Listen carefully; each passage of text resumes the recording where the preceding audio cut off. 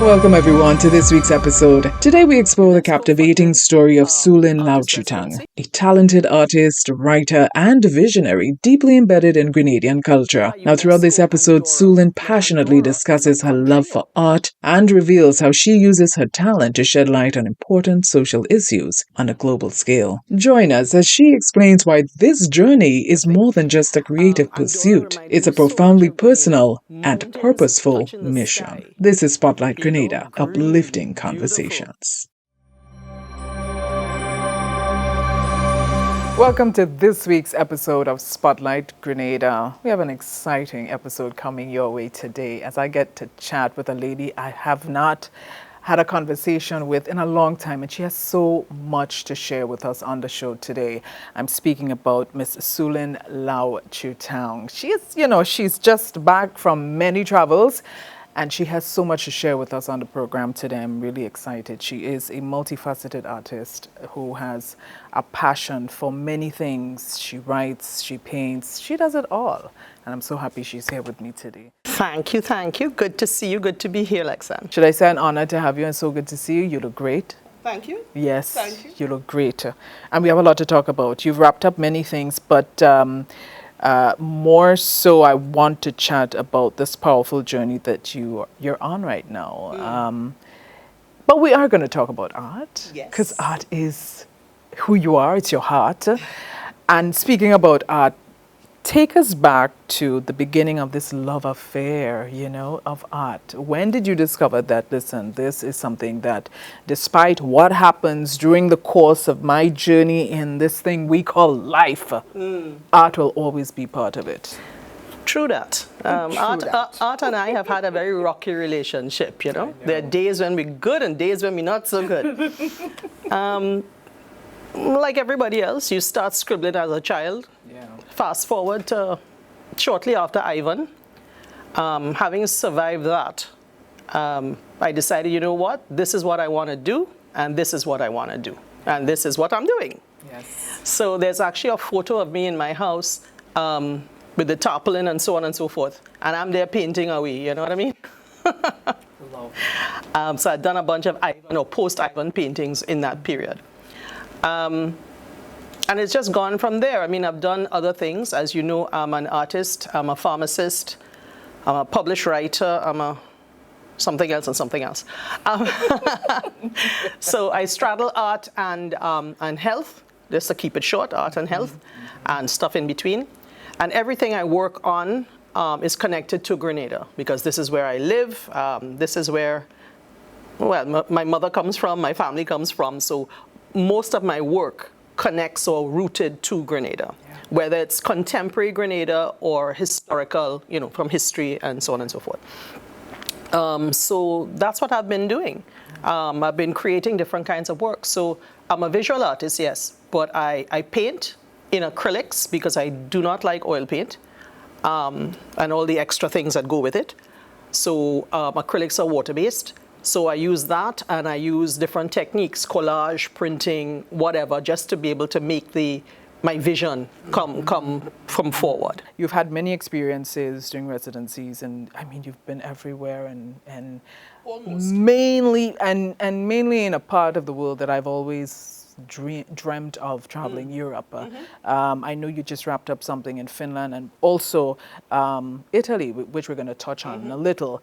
But let's go to the first residency back in 2008. Right. Tell me about that experience and how it's shaped you. Right. So that was a UNESCO-funded artist residency. It was called Colors for the Planet. It was funded by UNESCO Andorra. Now, Andorra is a country or a principality between France and Spain, and it is governed by France and Spain. Yeah, a ruler from each kind of thing. Andorra reminded me so much of Grenada. Mountains touching the sky, green, beautiful, nice and cold. So it was about 30 artists from across the 5 continents gathered there. We were there for like 2 weeks, and we were creating work that reflected climate change. And my piece there was a triptych meaning 3 pieces, so 3 canvases, together to form one piece. And what I had done was I had taken a map of Grenada from the Ministry of Lands, right, and I laid that on, and then I put paper mache over the islands to give texture and depth and height. And then I created, I painted in shortney, face of the shortney with the mask, because I mean, that is iconic to Grenada. And then I had little Amerindian, the petroglyphs, like what are on the rocks and the stones around. Right. And I put those in as well. And I didn't know anything much about the practicalities of the rising of the sea, but I figured if this area is low, it will come underwater. So I was removing parts of it, and that is what I created. Yes. Oh, wow. And that was the first of my 3 or 4 climate change artworks that I have done. And that's the beginning, because then you mentioned a couple of things that you do, but you're also now a teacher. Yes, right? Yeah. So I teach at MCC. Being a teacher, how do you incorporate your personal experiences and also your artistic practices into your teaching methodology? Right. So MCC has an art syllabus and an art curriculum.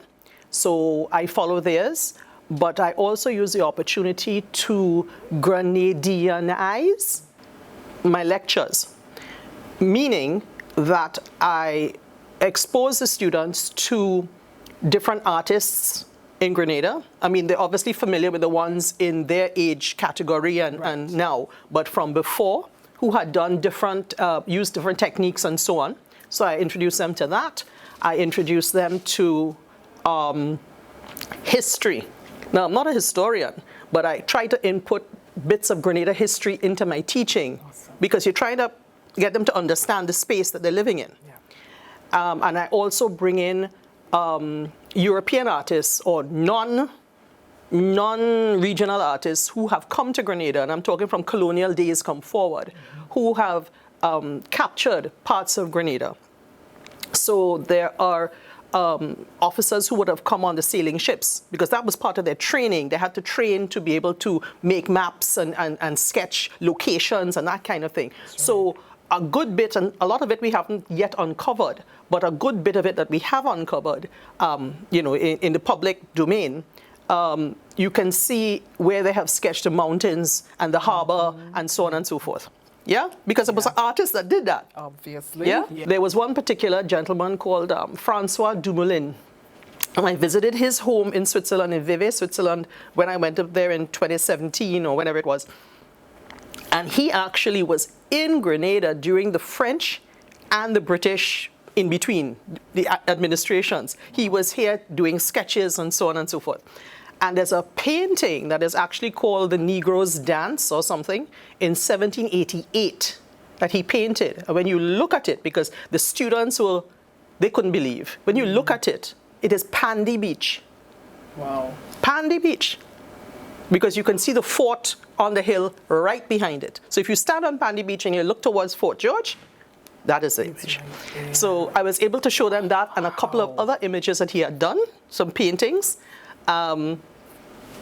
And they were like, wow. So Grenada is just not this little dot in the middle of the ocean. Yeah. Grenada connects to the world, and that is what I try to bring to my students. That's fantastic. Well done, teacher. You look at all these displays, whether it's in museums or wherever, and yes, an artist had to do it. Yes. Somebody had to do it. Yes, and definitely an artist had to do it. That is incredible. We have much to talk about. Yes, we're talking about your journey and on all of that, but this is sort of a prelude to your experience in Italy recently at the Venice Biennale. Your emotions. Was this your first time presenting at Biennale? Yes. How was that experience for you? How did you feel being selected? I first heard about Venice when I was 12 or 13. Wow. So all of these years later, to be able to be in Venice and to show my work at the Biennale, which is the top artists want to get there to represent their country. That is like the top. I was most honored to be selected and to be able to present and to be there. Yeah, I still haven't gotten over it yet. You ain't gotten over it yet. No. And by all means, you have a right not. Just keep being in that moment, enjoying that moment, living that moment, that is, like they say, surreal. And I'm so happy that you were selected. Thank you. So the Grenada Pavilion is open until like 20th of November or something. Yes. And every day people are coming through to see what Grenada offers. Wow. So that's really, really cool. I sort of want to preempt a little break right here now, because when we come back after the break, we're going to go down memory lane. Memory lane in terms of right around the corner, your experience at Venice, but more so your journey, your personal journey that I really want our viewers to hear a lot about. Folks, you don't want to miss the second half of this interview. We'll be right back with Miss Suelin Low Chew Tung and Spotlight Grenada. Hello everyone, this is Kurt Knight and you're watching Lexan Digital Media. Welcome back, it's Spotlight Grenada, and welcome to all our viewers again. If you're viewing online via social media pages or Flow One, welcome. So for this week's episode, like I mentioned earlier, I'm chatting with a truly amazing woman that I've known for a long time. And we're talking about art, but now we move on to one of her most powerful pieces to date, herself. She wrapped, I don't know if I can say that. You just wrapped up the Biennale, and that in itself was truly a spectacular moment you've mentioned earlier. But I also want to find out, you know, the decision. As an artist, you could have presented any pieces that you want, right? More or less. More yes. or less. More or less. And based on the theme for this year, foreigners everywhere, you decided, Suelin, to present your most powerful piece to date, your personal story of breast cancer and also a double mastectomy. Yes. Why? Why not? See why I love you? Why not? Why not? Okay, so the overarching theme for the Venice Biennale is foreigners everywhere. So that means that countries who were submitting and artists who were submitting within the pavilions had to somehow interpret that. And other people did things like immigration, migrants, you know, when you think of foreigners and things, right? Yes. But again, I am doing health and art. And then I thought to myself, well, cancer is like probably one of the most foreign things to your body. I mean, it's not supposed to be there. So anything that goes into your body that's not supposed to be there is foreign. Yeah. So then I thought, okay, I could do my breast cancer journey as the foreigner within. Right. Because I did not know it was there until I knew it was there. Right. So this happened in, I went home for Christmas 2021. I was having a lot of shoulder pain and back pain, but I had fallen a couple of years ago and I thought it might have been the pain coming from that, you know, the old sports injury. And the pain wouldn't go. It just kept getting worse and getting worse. So by the time I got down to see my mother in Trinidad, the pain was unbearable. So I had to be on meds for like a week and just laying down flat, you know, to try to manage this pain. And then one morning, we realized that it's not that. And then I got confirmation, well, halfway confirmation, before my birthday, before Christmas. And then I got full confirmation the first week that they returned to work in January. Right. And then the surgery was scheduled. Everything happens beautifully. Yeah. The surgery was scheduled for the 8th of March. The 8th of March is International Women's Day. Wow. I had 2 teams because I told them right away, the professor was brilliant. I said to him, you know, they had little spots of cancer cells or whatever they were finding. And I said, look, don't go and monkey around in there with the spots. Take it out, right? And if you're taking one, you're taking the next one because I'm not doing this again. Right. Just like that I told them, I'm not doing this again. And they did. I had 2 teams. I think there were 3 males on the team, everybody else females. And I remember going into the surgery and wishing all the ladies a happy Women's Day. You know, it was just so cool. So I went into surgery the Tuesday morning, and I was home the Wednesday morning. Wow. Yeah. Wow. Yeah. And I had no distress. My recovery was smooth.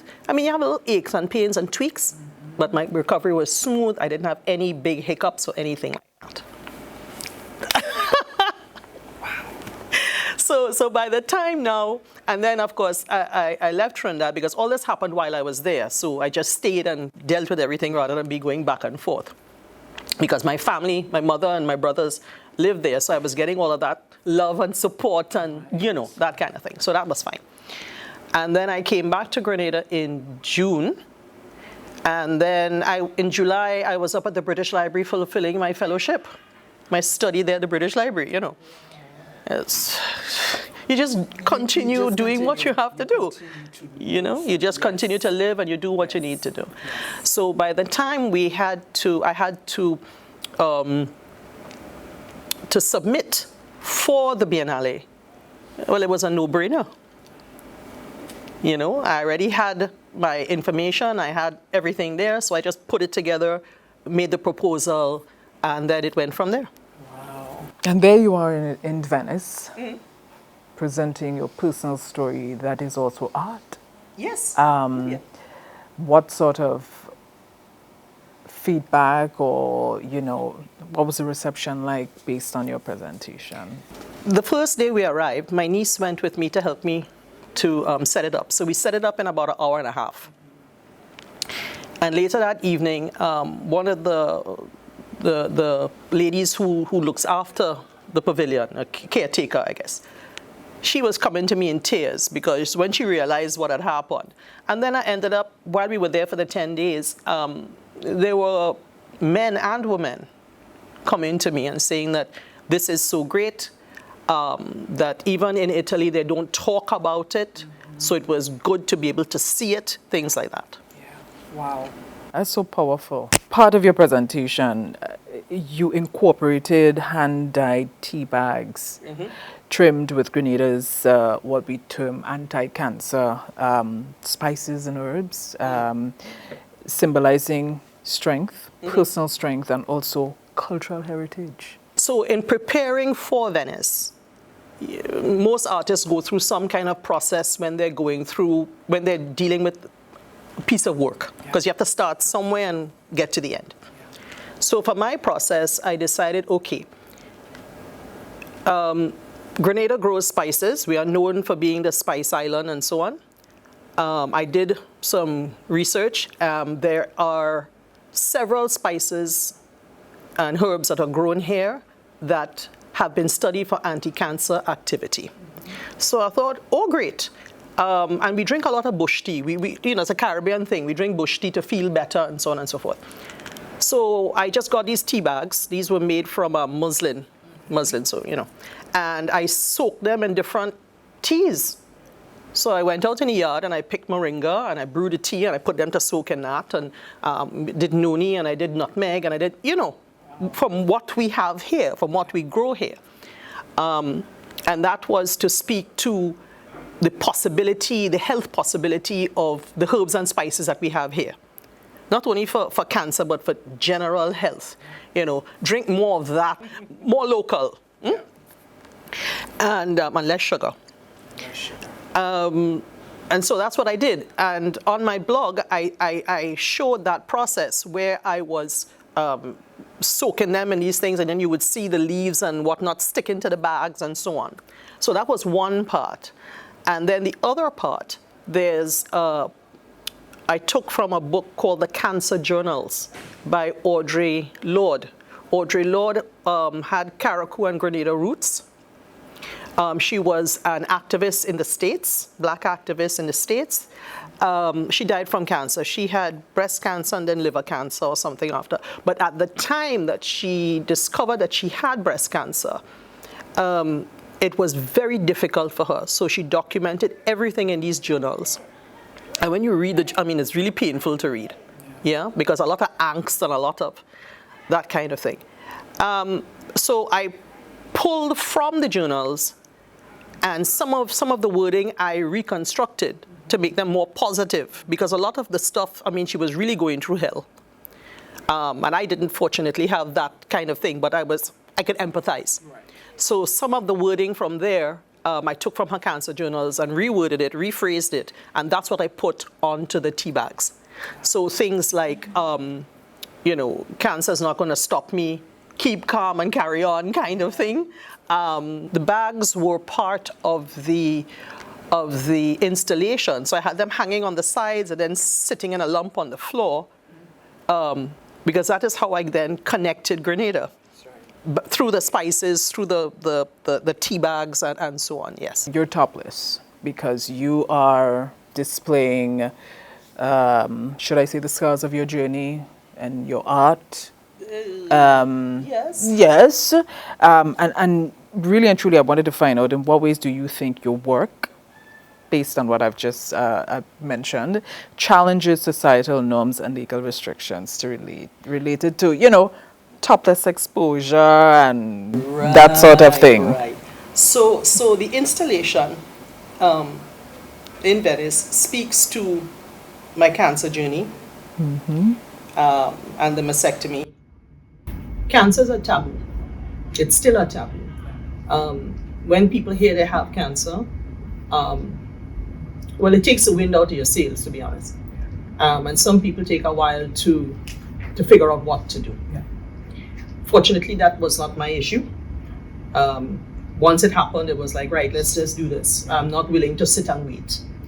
Okay. So in terms of my installation and this particular body of work, I hope that it brings awareness and some sense of ease to people who have had that diagnosis.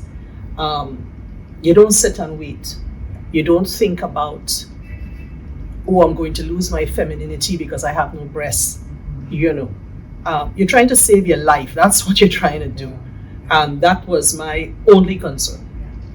My only concern. In terms of the legal restrictions and the criminal code, I'm sorry, I just have to smile about that because, and subject to correction by legal people, indecent exposure is within the criminal code, but it's written in a kind of way where it's focused to men. So men are not supposed to expose their bodies to offend women. Right. Yeah, but in the general scheme of things, anything that upsets the people around you because you've exposed some part of you is indecent exposure. I mean, some people complain about carnival and so on, but the little bits and pieces are covered by little bits and pieces. So that kind of makes it, somehow decent.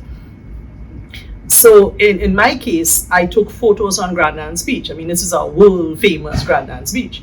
And I took the photos that one morning to be able to show at Venice of me in a skirt, in a batik wrap and topless. And it was done very quickly, not because you wanted to do it quickly, but it was done quickly. And right after we shot it, this guy walked past with his dog and he didn't even notice. He didn't even notice. But if somebody had complained, or somebody could probably still complain, I might be running afoul of the criminal code because I have appeared in a public space, exposing myself. But what am I exposing? I have flat chests, I have no nipples, I have nothing to expose. And there are men, as I say, who have bigger breasts and belly and everything, and them wandering up and down the beach, nobody tells them anything. You understand? So there is that as well. The installation was to cover all of this, and the installation were very large bits of fabric. I had my photos printed onto like curtain size sheets of fabric and hung so you could see everything. It's amazing, really and truly. It's amazing. It's amazing. I know you've also, on completing Venice, you went on to Helsinki. Yes. and then I'm sure there's lots more in the pipeline for you, and truly admire everything about you, your grit and your passion to keep going and doing what you love. Thank you. Doing what you love. The vision for art and artists in Grenada. What is your, and I know this can be a separate program altogether, but I would love if you could summarize that for me. Artists in Grenada, as well as students and people who want to do art, need to have materials, equipment, supplies that are affordable and not these ridiculous prices that are being put on the market, right? Students are afraid to do these works or to apply to do art because the materials are expensive and they're afraid to make a mistake. People who are in the creative sector need latitude to be creative. And you cannot be creative if the materials that you are working with, you can't afford them. And in my opinion, and I can give my opinion, Please do. to sign up for concessions and so on is another loophole that you have to jump through. Another, where it's not necessary. Just reduce the cost of everything so anybody can go and afford. Today I decide I want to be an artist. I could go up and pick up stuff and don't worry about, oh my gosh, it's going to take out how much food out of my mouth because I want to pursue this particular endeavor. Right? And on top of that, there are lots of places in Grenada that artists can seek inspiration from, whether it is today's Grenada or yesterday's Grenada. There are different techniques that you can showcase Grenada. Not everything has to be coconut trees and coconuts.